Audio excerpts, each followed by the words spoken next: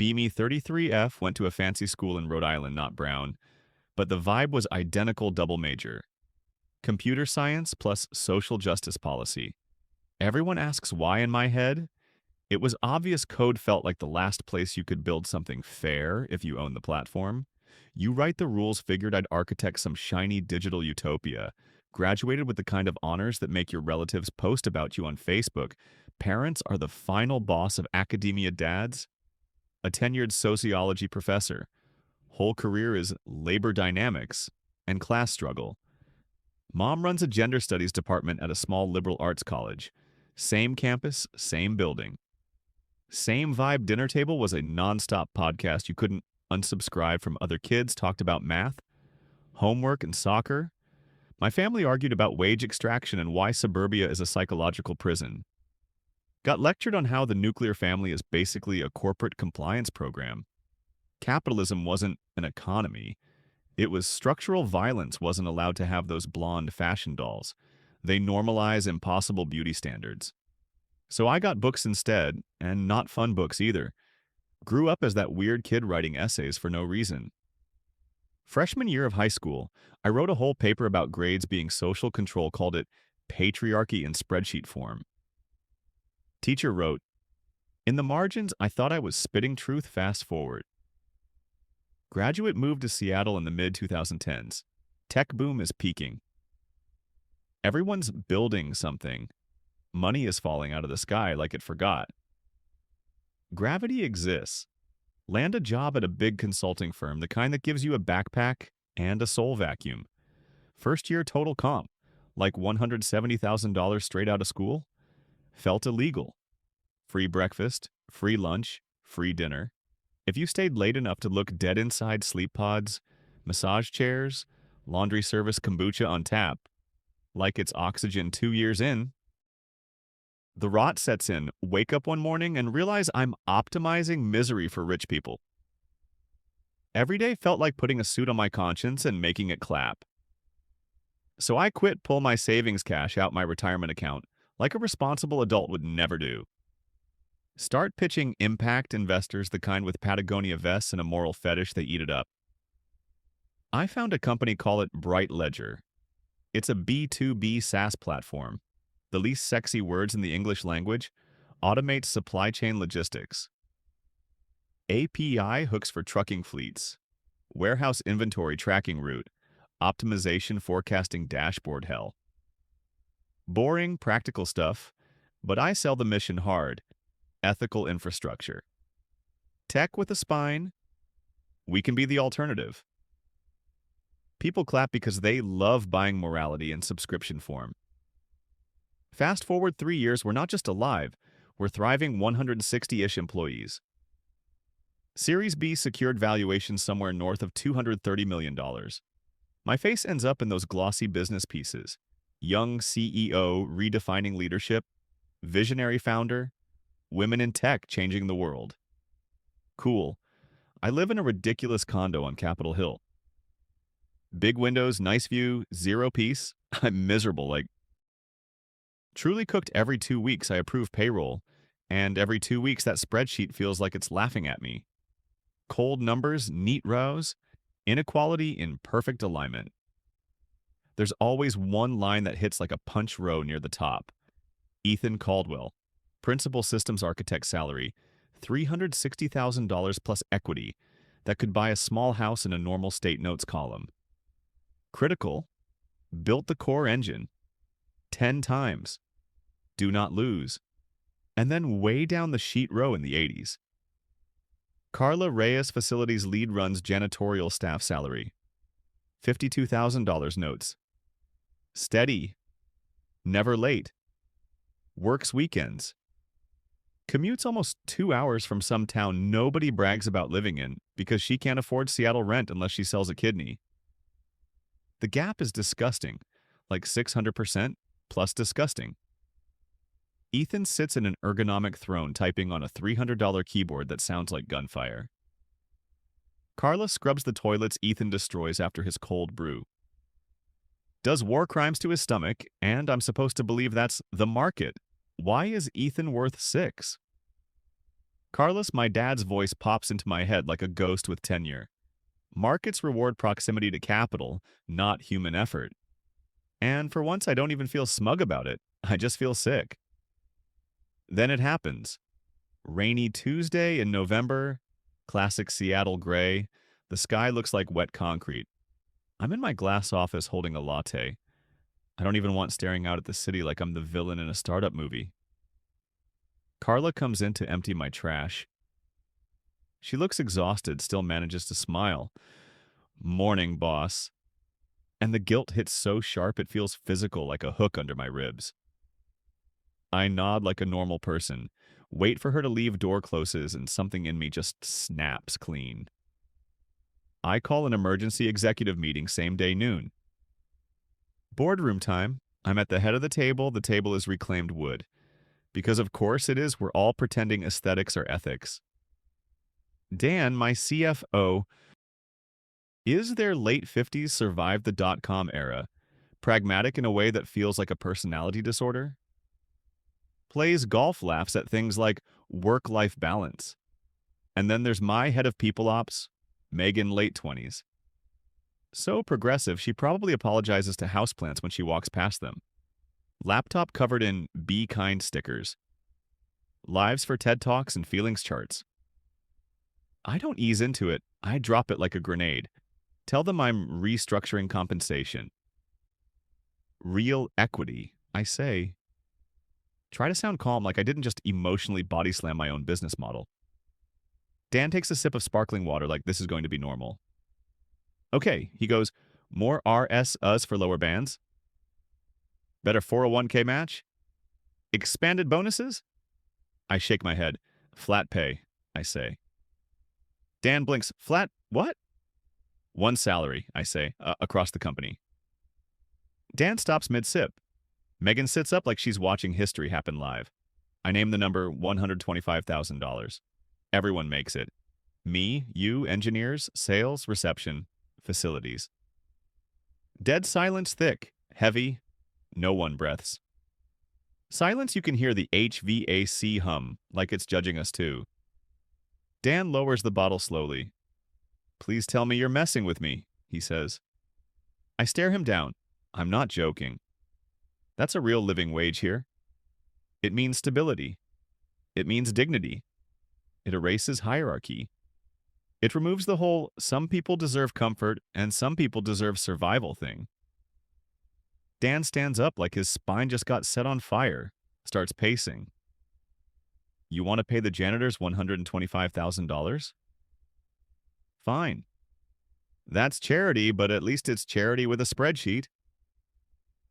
But you want to pay Ethan $125,000? Our lead architect? He's at $360,000 base. You're cutting him by like 2/3. He walks, we're dead, I tell him. If Ethan believes in what we preach, he'll say it like I'm brave and not delusional. I want people who build because they care, I say, not people who show up to extract. Dan looks like he's about to chew through the table. Megan is glowing, eyes wide. Hands clasped like I just baptized the company. This is transformative, she whispers. It humanizes labor. It dismantles. Dan whips his head at her like she just spoke in whale noises. It dismantles our ability to exist. He snaps, sales leadership walks, senior engineers walk. We end up with the most expensive cleaning crew on the West Coast and nothing to sell. I cross my arms. Say we rebuild. Say we find younger talent people who got locked out. People who can't afford to play the resume game. We train them. We make a culture that actually matches the mission statement. We put on the website. Dan stops pacing. Looks at me. Really looks like he's doing the math on my face. Then he exhales, slow, tired, defeated. You've got the majority voting shares, he mutters. And I know he's already mourning the company we used to be. Dan just stares at me for a second like I told him. Gravity is optional now. Then he goes real quiet. I can't stop you, he says, but I'm not riding this bus off a cliff with you. I'm resigning, right now, effective immediately. I don't blink. Noted, I say, ice cold. Resignation accepted. He does that tired little smile old finance guys do when they think you're doomed. Unplugs his iPad, stands up slow. Good luck, Aaron, he says. You're gonna need it. You're trying to reprogram people. Then he's gone, door clicks shut. The room feels weirdly empty without his pacing. I look at Megan, she's basically vibrating press release. I say she nods, like I just gave her a sacred Quest town hall get scheduled for Monday morning, 10 a.m. All hands, no excuses.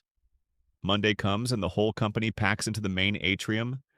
Beanbag chairs, hanging plants, neon slogan signs that say stuff like, "Be the change." The air is thick with rumor stink. Everyone knows Dan vanished, and nobody knows why. You can literally hear people whispering in clumps. I step up onto the little stage, nothing dramatic. Simple blazer, jeans, no jewelry, trying to look like serious leader and not cult founder. Grab the mic. Morning, everyone.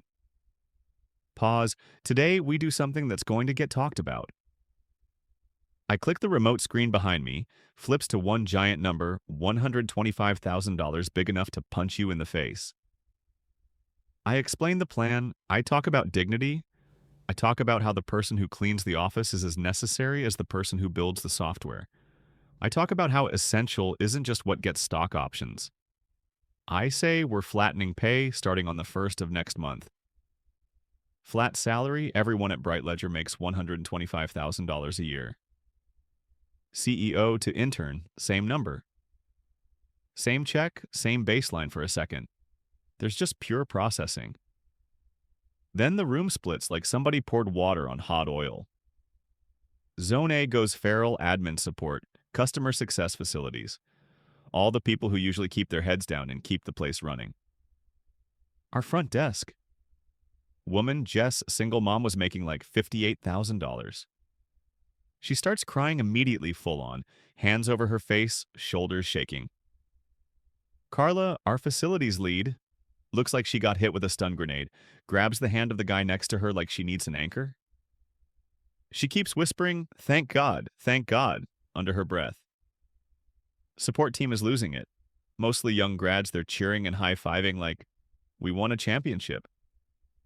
Nobody knew we were playing. It's loud, it's messy, it's pure joy, and I'm standing there with this stupid lump in my throat like, oh, this is what it was supposed to feel like. Then I look over at Zone B engineering product. The people with the nicest monitors and the flattest facial expressions.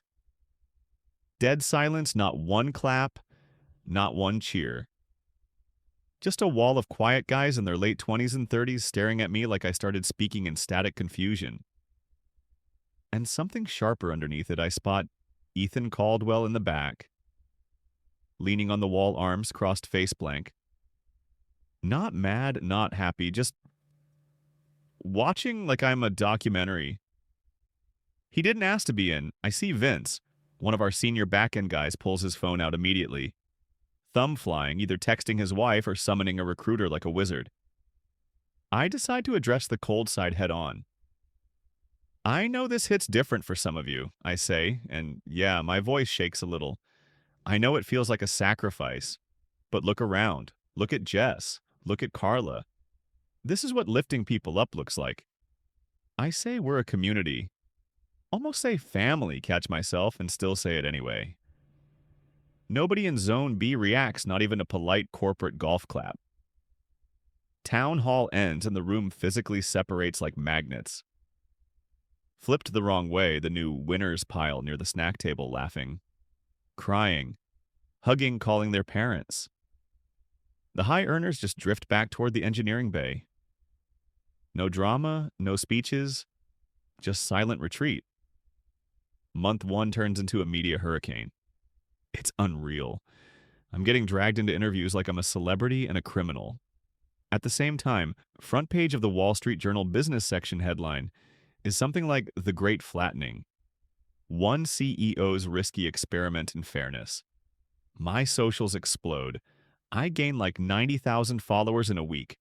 Half of them calling me brave. Half of them calling me a communist parasite. I eat it up. I feel alive for the first time in years, like I matter again inside the building. The predictable part starts exactly like Dan warned. Resignations roll in like a flood. 7 senior engineers gone in the first 2 days. VP of sales leaves. Marketing lead leaves.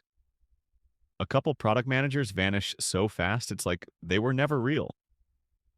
I sign the exit paperwork with a smile that probably looks unhinged. Good, I tell Megan. If money is the only thing holding them here, let them go. We open hiring, and it's like throwing meat into a shark tank. Applications pour in thousands, bootcamp grads, self-taught coders, career switchers, people from places nobody usually hires from. $125,000. Starting salary is a tractor beam. We hire hard fast, maybe too fast. Office starts to look different.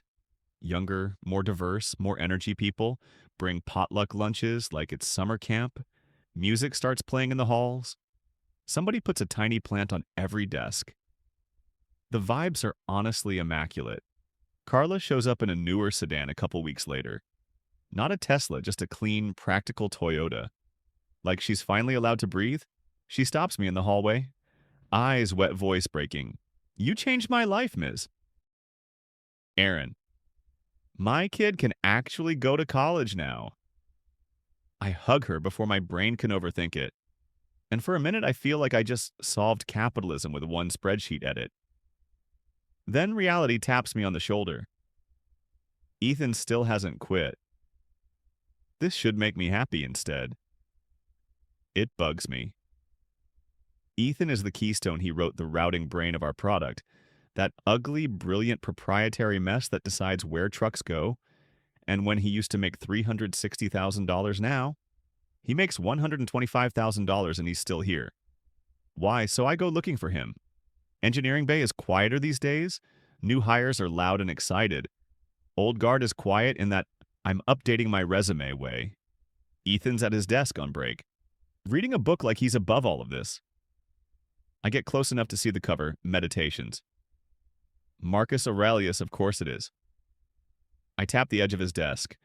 He slides one ear cup off like I'm interrupting a podcast. Hey, Aaron, calm as always. Ethan, I say, got a minute? He nods. We walk into a little breakout room. Glass walls, 2 sad chairs, whiteboard with old diagrams nobody erased. I don't dance around it. I'm surprised you stayed. I say, that pay cut wasn't small. He shrugs. Money isn't everything, right? And I can hear my own words coming back at me. Yeah, I say, it's good you agree. He leans back like he's settling into a therapy session. I've been thinking about your whole framework, he says, and the way he talks is always detached, like he's observing humans from behind glass. The idea that all labor should be valued the same, that cleaning a toilet is equal to solving a hard engineering problem. I jump in. It's not about the task being identical. I say, it's about the person. Human dignity. He nods slowly. Right. Dignity. It's an interesting argument. So you're in? I ask. I'm processing, he says. It's a big shift. I'm adjusting how I look at things. I feel myself unclench a little. We need you, I tell him. The new juniors need mentorship. He gives a small, neutral nod. I'll help where I can. Then he just gets up and goes back to his desk. Like we talked about the weather, and I feel this wave of relief because if Ethan stays, the product survives. Month 3 hits, and the shine starts to wear thin around the edges. New hires are hungry and excited, but their green code quality slides. Bugs stack up, velocity drops like 40%, but morale stays weirdly high. Like the ship is taking on water and everyone's singing anyway. So I do what every founder does when reality gets inconvenient. I ignore the metrics, tell myself morale matters more than velocity cope hard. Then one random Tuesday, I get an email from PeopleOps. Subject line, transfer request, Ethan Caldwell. My stomach does that little drop thing, frown at the screen. What, is he trying to move into product or some fake architect leadership title so he can keep coding without coding? I click it. There's an attachment. I open the form.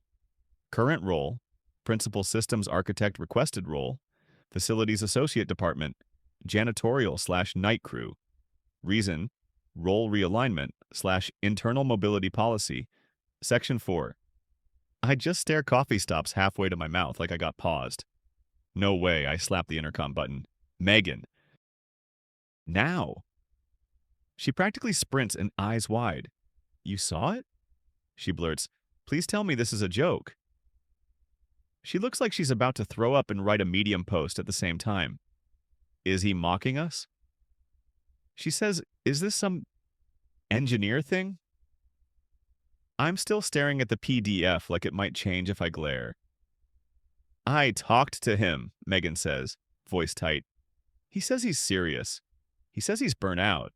He says he wants to work with his hands. Aaron, he can't be a janitor. He's literally our genius. She hesitates, then drops the worst part, but under the new policy. Technically, we can't block it. There it is, the stupid clause I insisted on, the open mobility language. Any employee can transfer into any open role if they meet the physical requirements.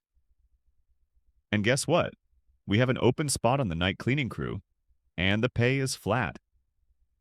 $125,000, so he loses nothing. My face goes cold like all the blood decided it had better places to be. I tell Megan to schedule him immediately 10 minutes later. Ethan walks in like he's here for a casual check-in. Relaxed, almost cheerful, drops into the chair across from my desk. Easy smile like this is normal. Ethan, I say, holding up the form. What is this? He doesn't flinch. It's a transfer request, Aaron. I'm invoking the mobility clause. I blink. You want to scrub floors? He nods like I asked if he wants oat milk. I want to leave work at work, he says. I've carried the mental weight of this architecture for 6 years. I dream in code. My blood pressure is trash. I don't sleep. He leans back, hands behind his head, totally calm, and then he goes for the throat.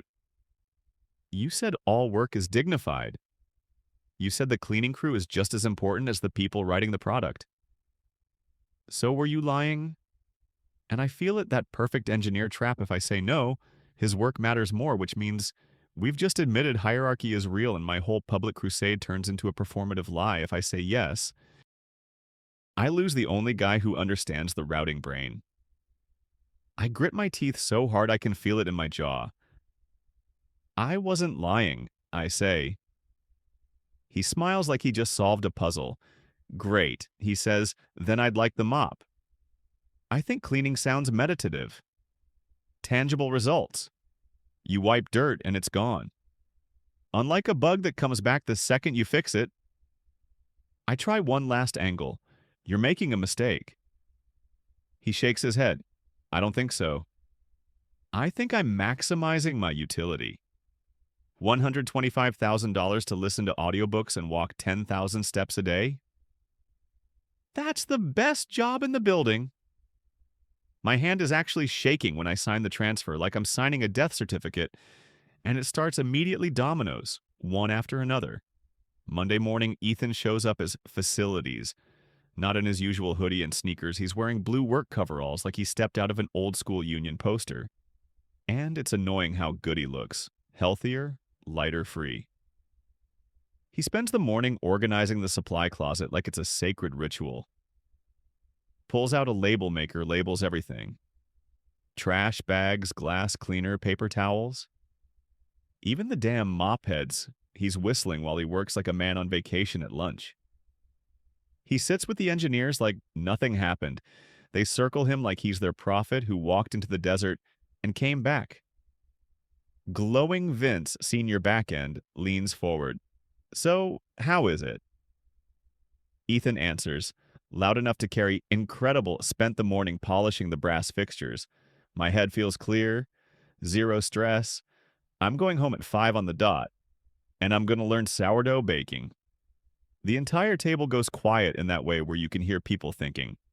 The engineers glance down at their laptops, screens full of red error logs, ticket queues that never end. Slack pings from sales screaming, client escalation. They look back at Ethan, then back at their screens. You can watch the math happen behind their eyes. Tuesday, Vince submits a transfer request requested role. Groundskeeping.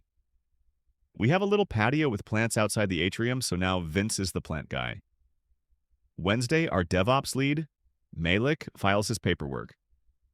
Requested role, cafeteria logistics snack stocking.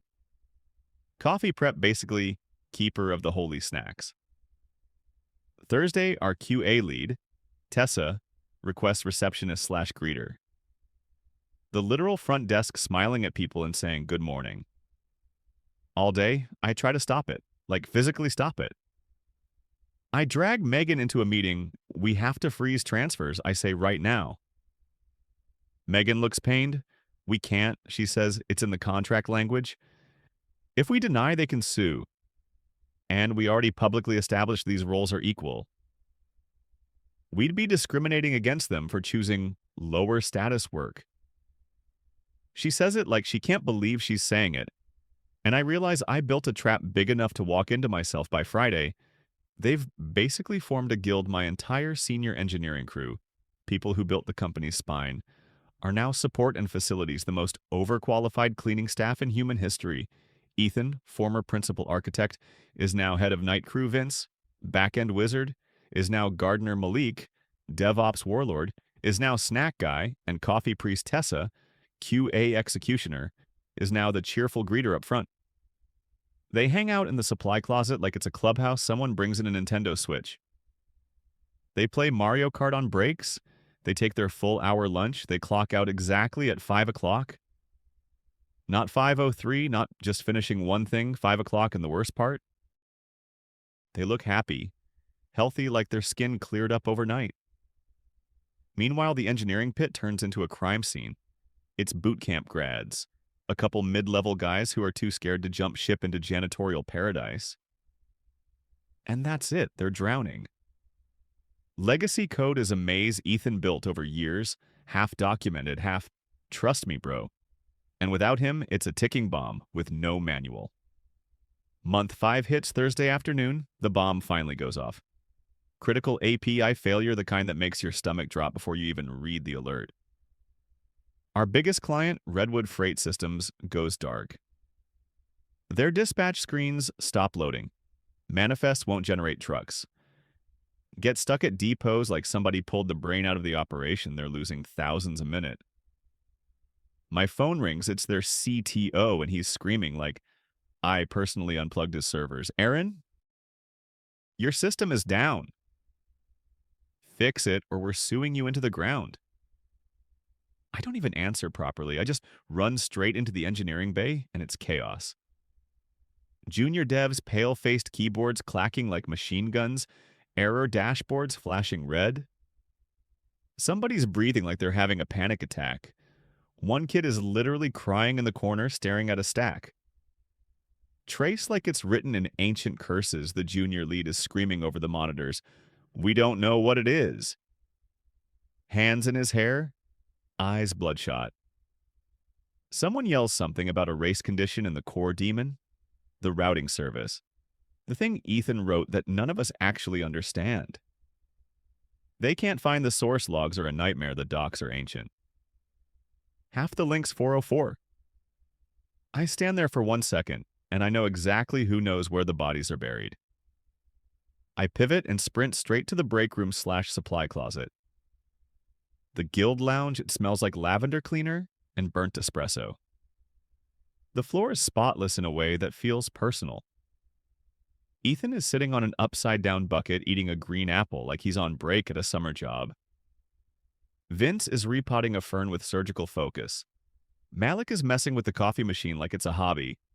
Now they all look up at me like I'm interrupting recess. Ethan! I shout, voice cracking. Redwood Freight is down. P1. Total outage. We need you. Ethan takes another slow bite, chews, swallows, puts on the most sympathetic face he can manage.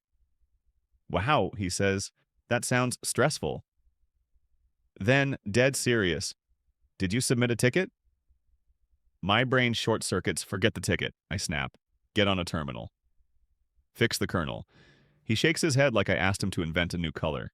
Can't. He says access control.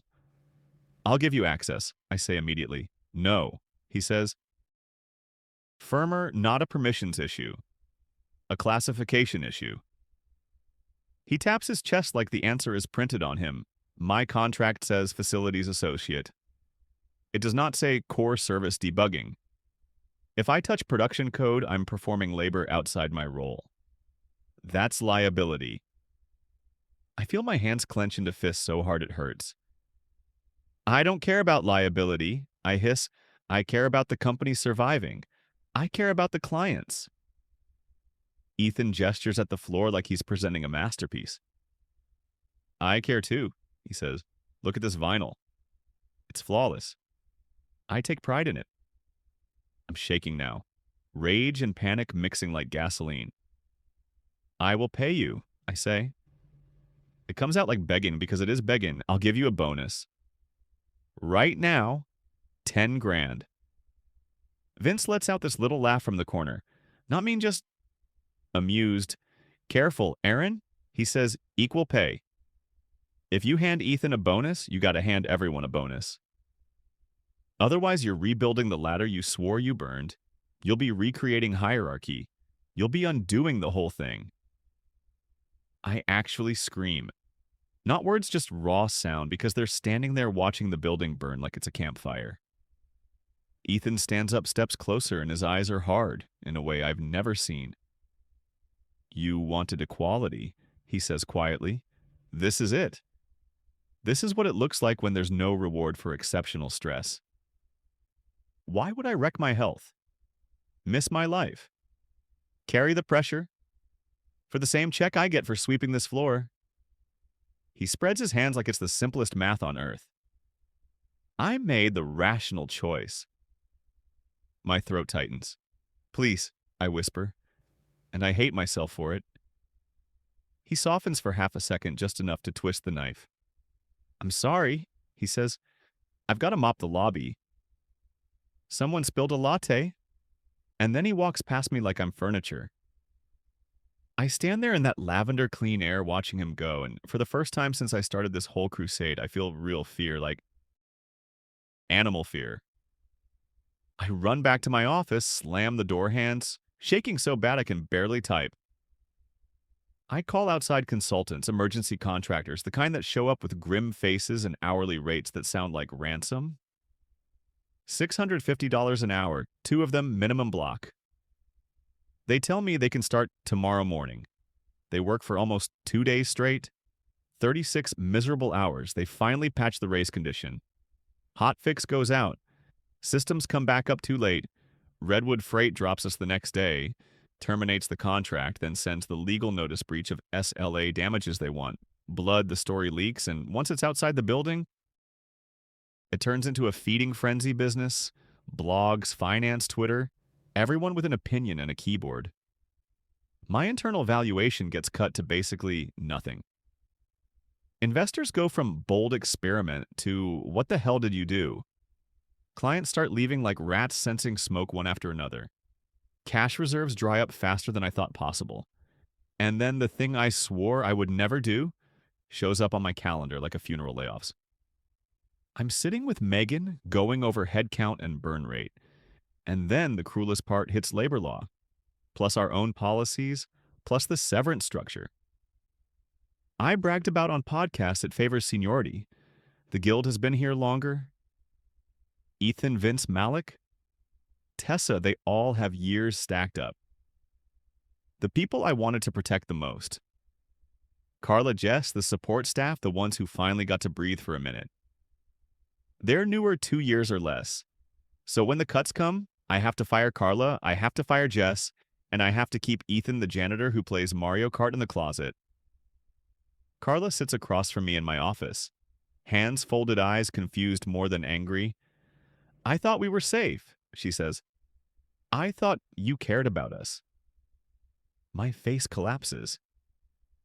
Tears hit before I can stop them. Ugly crying, the kind where you can't talk without sounding insane. I do. I choke out, I really do. She tilts her head, voice steady. Then why am I leaving? And the guy who games in the supply room is staying? Because he has seniority, because the policy says so, because the rules I made are now beating me with a stick. I wipe my face like that fixes anything. Because he has tenure, I say, and the word tastes poison. It's the rules. Carla stands up slow, doesn't shake my hand, just walks out. Jess comes in after she's red-eyed already. She doesn't even sit. Just stares at me like I'm a stranger. And I feel like the devil wearing a blazer. The company doesn't limp for long after that. It folds 2 weeks later. Chapter 7. Liquidation. Everything gets sold off desks. Chairs, servers, the neon signs, the reclaimed wood table I once thought was revolutionary. Gone the day we closed the doors for good. I'm carrying a cardboard box out to the parking lot. Some personal junk photo frames, random notebooks, a stupid company hoodie I never wore. And out there in the lot, the guild is having a literal tailgate party. Cooler folding chairs and music playing from someone's speaker. They look amazing. Rested, tanned like they just got back from vacation. Ethan waves at me like we're old friends. Hey, Aaron. I walk over because what else am I going to do? I've got no fight left, just Ash. You happy? I ask, voice dead. You proved your point. Ethan shakes his head. It wasn't about the point, he says. It was about the break. He grins. Honestly, best 6 months of my life. He says it like he's describing a spa package. I stare at him. What are you doing now? I ask. He shrugs, casual as breathing. Already lined something up. Staff engineer at an AI lab in the city. Starts Monday. Total comp around $610,000. I feel my face go blank. You're going back to the stress? Yep, he says immediately. Why? He smiles like I'm slow, because now the price is right. I'll sell my sanity for 600 grand. I wasn't selling it for 125. He tilts his head. Simple calculation. Aaron. Reward has to match the cost. You made the reward too low for the stress. He pats my shoulder like we're teammates who lost a game. Don't take it too hard. It was a noble experiment. Just ignores physics. Then he climbs into a shiny electric truck. Something expensive, something clean, and drives off. I stand there holding my little box. Broke, humiliated, alone, 6 months pass. I lose the condo foreclosure. My name is radioactive in tech. Pulling a bright ledger becomes slang. Like, don't bright ledger it. Dude, meaning, don't destroy your company with ideology. I can't get hired anywhere. I apply to jobs I'm wildly overqualified for. Ghosted, rejected. One recruiter literally says, we're going in a different direction. Like, I'm a bad date. Couldn't get a job walking dogs in the Bay, so I moved down to Oakland because it's cheaper. And I need to disappear. I stop applying to white-collar stuff entirely. I need cash fast. I find a Craigslist ad, office manager/dispatcher. Small trucking outfit pay, $26 an hour. I apply like I'm applying for oxygen. The owner's name is Ray, mid-60s hands. Like leather smokes, cheap cigars that make the air taste like burnt pennies. He interviews me in a battered trailer behind the yard. It smells like diesel, sweat, and old coffee. He looks at my resume like it offended him. Fancy university, huh? He grunts. And you ran a company. I nod. Didn't work out, I say quietly. He squints. You gonna cause trouble? You gonna try to teach my drivers about pronouns and feelings? My stomach flips because I deserve the stereotype now. No, I say. I just want to work. I need the money. Ray stares at me for a long second, then nods once. All right, he says. You start tomorrow, 5:30 a.m. Don't be late. So here I am, sitting in the trailer every morning, answering phones, printing manifests, tracking loads, making coffee that tastes like regret.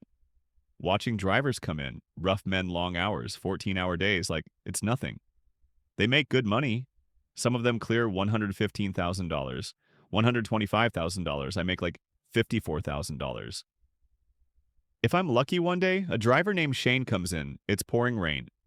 Real storm wind ripping in off the Pacific like it's angry. Shane looks exhausted, eyes flat. He's about to haul a double load over Donner Pass. Ice warnings, high winds, steep grades, the kind of drive that can kill you if you blink wrong.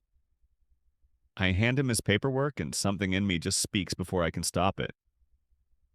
Be careful out there, I say. Shane smirks. Always am. Sweetheart, and then I do it. I ask the question that used to live in my chest like a splinter. Does it bother you? He pauses. What? That Ray makes so much more than you, I say. He's in a warm house. You're risking your life on the pass. Shane looks at me for a long second, then adjusts his cap calm, almost patient, like he's explaining something to a kid. Ray put up the bond for these trucks. He says Ray carries the insurance. Ray signs the notes. If I wreck, I lose my job. If I wreck, Ray might lose everything. He points his coffee at the yard like it's a classroom. Dude owes the bank like $2.5 million. He takes a sip. I don't want that stress. I want to drive, get paid, and go home to my kids. He pays me for the miles and the risk. He gets paid for the liability and the sleepless nights. He shrugs, fair trade. Then he pulls his hood up and walks out into the storm. I watch his taillights fade into the gray rain as the rig rolls out. I sit back at my little metal desk, quiet trailer diesel wind rattling the walls. I pick up my sad tuna sandwich, take a bite, and it tastes like reality.